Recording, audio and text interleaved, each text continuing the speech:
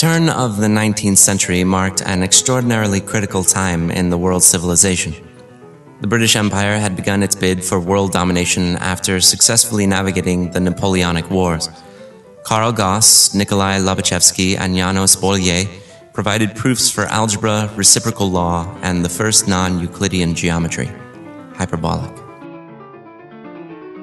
Romanossi deflected a magnetic needle with an electrostatic charge, setting the electromagnetic stage on which Einstein would later dance with the well-known concept of special relativity.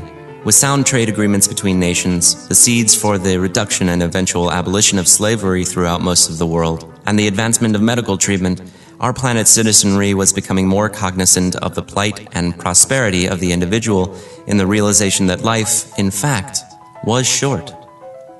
But it was meaningful as well, that we had a right to it.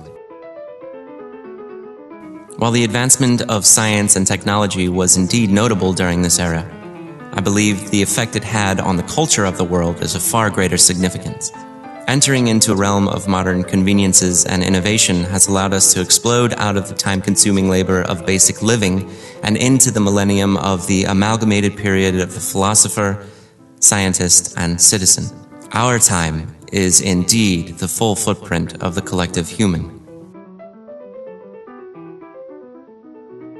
When you consider how far we've come, from our near extinction 72,000 years ago to the age of space exploration, it's difficult to comprehend how miraculous it is that an ideology like religion could have survived.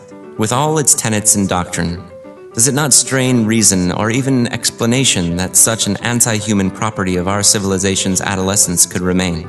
How could Scripture drive and accompany the Calvinist Sam Morse while he developed his electromagnetically transmitted code, or the Presbyterian John Glenn as he circumnavigated the globe 3 times from space? Human beings have an inherent duty to progress. Our technological advancements are well documented, yet our history shows that our own achievements, while celebrated, become stale and commonplace. The instinctual human doctrine of making our lives less inconvenienced by time-consuming and laborious processes has been the driving force in our zeal for making material things bigger, faster, and more useful. I would contend that the application of that process should be a cultural requisite of subjective introspection regarding religious views.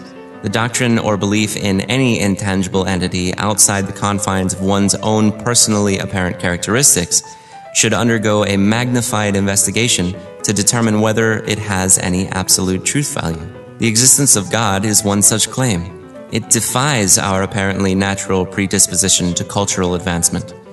We revel in its ease and the simplicity of its account of the history of all things. We explain our very existence and cognition with vague lines of Scripture and dismiss the interrogation of our environment with the simple precept that our discoveries and understanding of reality are trivial. So, with a lazy flick of the wrist, religion shuts down all pure research and demonizes the methods of discovery that will lead to the eventual revelation of its false interpretation of the universe. The stifling ideologies of doctrine are embedded in us everywhere we turn. They're in our laws, our traditions, they're in our daily practices. They infiltrate our most guarded sentiments and define the boundaries by which we are governed. The indoctrinated child thinks of God, not physics or language or art. They think of prayer and communion with the unseen and the unknowable rather than family and friends. They're taught to judge themselves and others based on borrowed sentiments that are not applicable in today's changing social environment, learning at a rapid pace from an outside source the things they should love and hate. They dismiss otherwise progressive ideas or artistic and creative ability as something provoked by evil and disallowed by their unhardened appraisal of biblical morality. Their entire viewpoint on life and the best way of living it is decided before they are even able to speak. They are culturally forced to accept this strain of morality as true without any dialectical process whatsoever. That is the true crime of religion, stealing our children.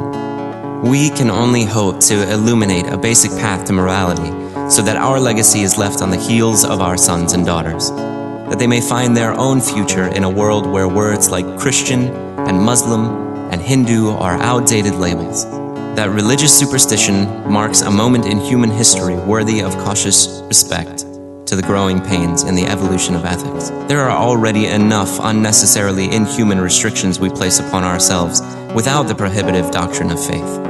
Allow your children the right to their life experience unburdened by the manufactured ghost stories of man. Teach them humility.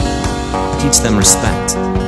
Teach them to freely think of the world as they perceive it. Teach them that physical, financial, and emotional harm inflicted upon our fellow beings is to be avoided at all costs. But above all, teach them that there is hope in humanity, that the treasure and magic of our records are found most often outside the boundaries and restrictions of God.